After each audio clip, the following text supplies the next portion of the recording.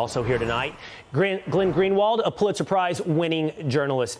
Glenn, it's stunning to see the turnaround in statements from 1 month ago, both from President Biden and from General Mark Milley, to the reality on the ground 1 month later. Were these leaders wrong, or were they lying to us about what they were seeing 1 month ago?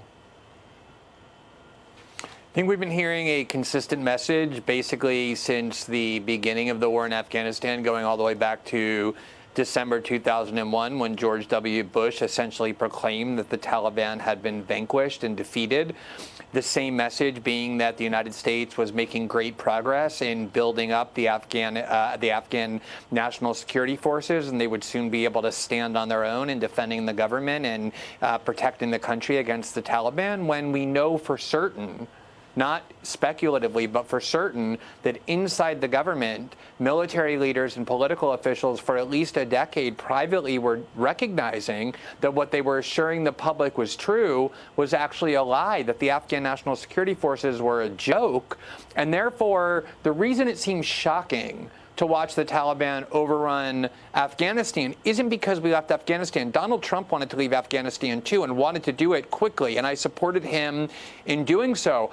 The reality is the Taliban was always going to take over once we left. The reason it's shocking is because the government, up until 5 weeks ago with Biden and Milley, and going back years, was lying to the public that there was a viable police and military force there that could protect the country when there never was. Yeah, there obviously was not. Reality has just interrupted that lie. So who are we to trust going forward, Glenn, as we look at this? I think there is a worthy debate, and you and I might fall on separate sides of this debate, on whether or not we should have left some residual force in Afghanistan, not to nation build, not to try to bring democracy to Afghanistan, but whether or not to serve as a forward operating base to fight terrorism. But I don't know who we can trust to give us the reality on the ground moving forward. Certainly not the President of the United States, and it doesn't appear to be the top military leadership as well.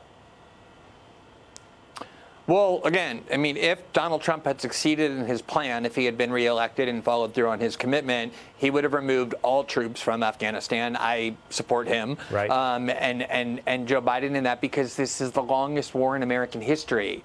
And I think we have to come to grips after what we've seen in Iraq and Syria and Libya, that no matter how well-intentioned we might be, no matter how poorly intentioned we might be, no matter how great our strategy sounds in think tanks and, State Department and Pentagon offices in Washington, we can't control other countries on the other side of the world using military force. These are very complex, old, and very different countries. And every time we try, we seem to make things worse, not just for those countries, but also for ourselves. We lost thousands of lives and billions of dollars in Afghanistan, only for it to go right back to 2001 as if the whole thing had never happened. And at some point, we have to restore humility to our own sense of what we can do in the world with regard to other countries. We're having a hard enough time managing our own country.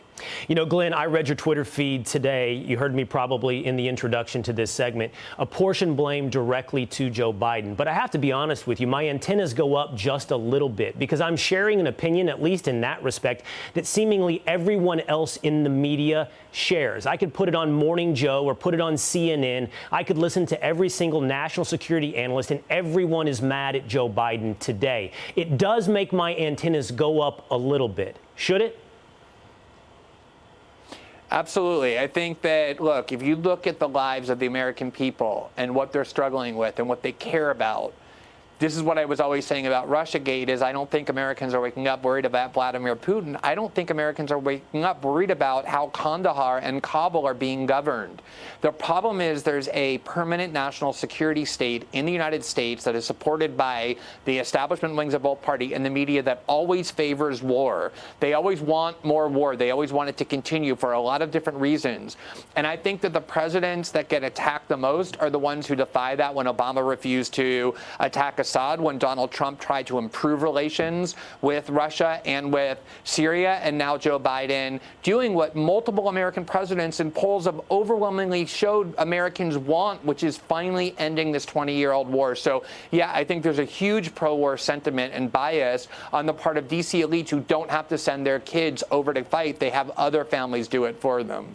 Glenn Greenwald, always interesting. Thank you so much for being with us on this show tonight. Thank you, Will. All right. Hey, Sean Hannity here. Hey, click here to subscribe to Fox News YouTube page and catch our hottest interviews and most compelling analysis. You will not get it anywhere else.